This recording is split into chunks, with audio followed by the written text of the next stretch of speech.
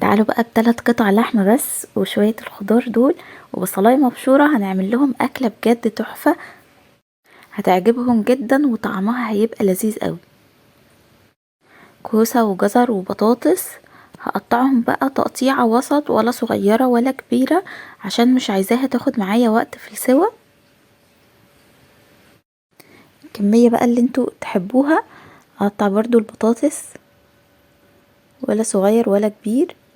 خلاص كده قطعت كل الخضار اللي معايا، واقطع اللحمة قطع برضو وسط بالشكل ده. طبعا الكمية زي ما تحبوا، ايه اللي موجود عندكم اعملوه. معايا بقى كده كمان حتة دهنة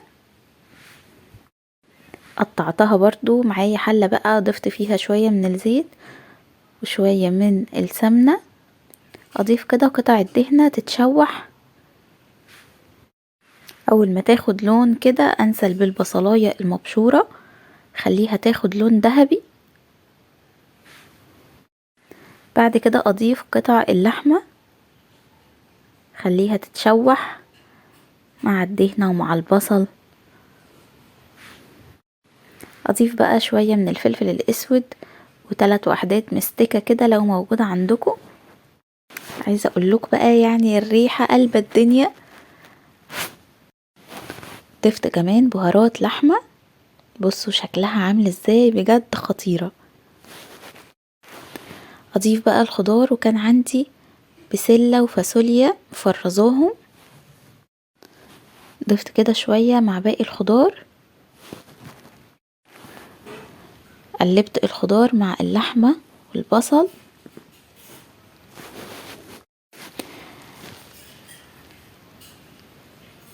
هضيف بقى عليهم شوربة.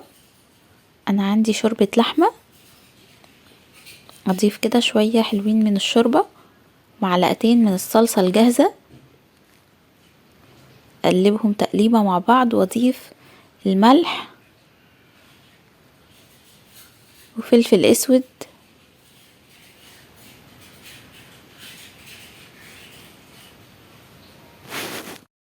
اخليها بقى تغلي غلوتين كده على البوتاجاز الاول. معايا حلة بقى احط فيها معلقة سمنة ومعلقة زيت، واحمر فيها اللسان عصفور. انا هعمل رز باللسان عصفور، يعني تغيير شوية عن الرز بشعرية. جربوه والله يعجبكم جدا، شكله بيبقى حلو قوي وطعمه كمان.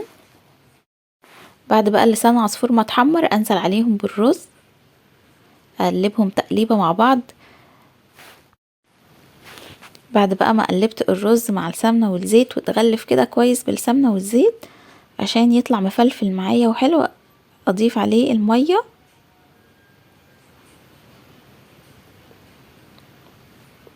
اضيف له بقى الملح واعلي عليه لحد ما يتشرب. بعد كده هدي النار وخليه يستوي.